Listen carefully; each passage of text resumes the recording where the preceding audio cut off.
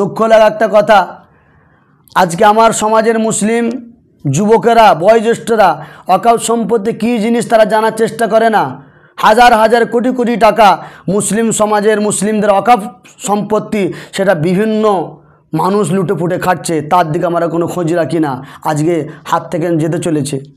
আমার মনে আছে আজ থেকে 3.5-4 বছর আগে থেকে পীরজাদা আওলাদে মুজাদ্দিদুজ্জামান পীরজাদা হযরত মাওলানা আব্বাস সিদ্দিকী হুজুর ভাইজান বারবার আমাদেরকে সজাগ করার চেষ্টা করেছেন, বারবার সজাগ করেছেন, তোমরা এক জায়গায় আসো, আমার মুসলিম মানুষেরা তোমরা একটা জায়গায় একত্রিত হয়ে দেশের মধ্যে ভারতবর্ষে বিশেষ করে ইসলামের হেফাজত করো।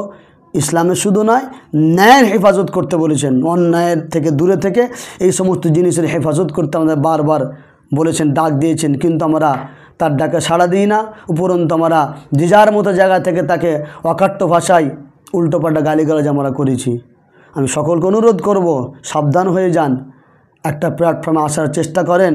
কেন রাসূল পাক সাল্লাল্লাহু আলাইহি ওয়াসাল্লাম বলেছেন, কিয়ামত পর্যন্ত আমার উম্মতেরা তোমরা কুরাইশ খানদানের নেতৃত্ব মানবে, কুরাইশ খানদানের যারা ইমানদার যারা তাদের নেতৃত্ব তোমরা মানবে। এটা রাসূল পাকের কথা, মানতে হবে আমাদেরকে। এই হাদিসের ব্যাখ্যাতে কুরাইশ খানের নেতৃত্ব কেন মানতে বলেছেন, হযরত শাহ ওলিউল্লাহ মুহাদ্দিস দেহলভী রাহমাতুল্লাহ আলাইহি তিনি বলেছেন এই হাদিসের ব্যাখ্যায় যে রাসূল পাক সাল্লাল্লাহু আলাইহি ওয়াসাল্লাম কুরাইশ খানদানের নেতৃত্ব এই কারণে মানতে বলেছে যে কুরাইশ খানদানের ইমানদার যারা তাদের অন্তরে ইসলামের মহাব্বত দুই দিক থেকে থাকে। ইসলামের প্রতি, মুসলমানদের প্রতি মহাব্বত তাদের অন্তরে দুদিক থেকে ডবলভাবে থাকে। এক, ইমানদার হওয়ার কারণে, কারণ যে ইমানদার হবে, যে মুসলমান হবে, সে একটা মুসলমানকে ভালোবাসবে, সে কখনো মানুষের উপরে জুলুম অত্যাচার করবে না। তো ইমানদার হিসাবে তার অন্তরে ইসলামের একটা মহাব্বত আছে, থাকবে। তার সাথে সাথে কুরাইশ খানদান, ইসলামটা তাদের খানদানি মেহনতের জিনিস, সেই কারণে তাদের অন্তরে আর একটা মহাব্বত থাকবে। এই কারণে রাসূল পাক সাল্লাল্লাহু আলাইহি ওয়াসাল্লাম কুরাইশ খানদার নেতৃত্ব মানতে বলেছে। তাদের নেতৃত্ব যদি আমরা মানি তাহলে তারা কখনো আমাদেরকে ভুল রাস্তা দেখাবে না, কারণ তাদের অন্তরে আমাদের থেকে বেশি মহাব্বত। আমার একটা কথা মনে পড়ে যায়, আল ইলম ওয়াল উলামা একটা কিতাব আছে, হযরতে আশরাফ আলী থানভী রাহমাতুল্লাহ লিখেছেন একটা কথা। উনি বলছেন, আমাকে যখন দারুল উলুম দেওবন্দের মুহতামিম করার জন্য যখন আমাকে আহ্বান করা হলো, এবং সেই জায়গাতে কারি তৈয়ব স্যার রাহমাতুল্লাহ উনিও ছিলেন, ওনাকে আর আমাকে দুজনের মধ্যে যে কোনো একজনকে আপনার মুহতামিম বানানো হবে। সেই সময়তে আশরাফ আলী থানভী হুজুর বলছেন, আমি কারি তৈয়ব সাহেবকে মুহতামিম বানাবার জন্য আমি তারজিহ দিলাম। কেন? আমার থেকে কারি সাহেবের মহাব্বত বেশি হবে। কেন?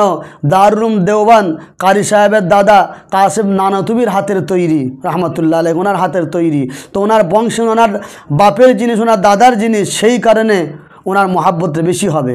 কারণ আমি আলেম হিসাবে আমার মহাব্বত এক গুণা থাকবে, আর কারি সাহেব আলেম এবং তার সাথে সাথে ওনার বাপদাদার নিজের বংশের জিনিস, সেই কারণে মহাব্বত ওনার বেশি থাকবে।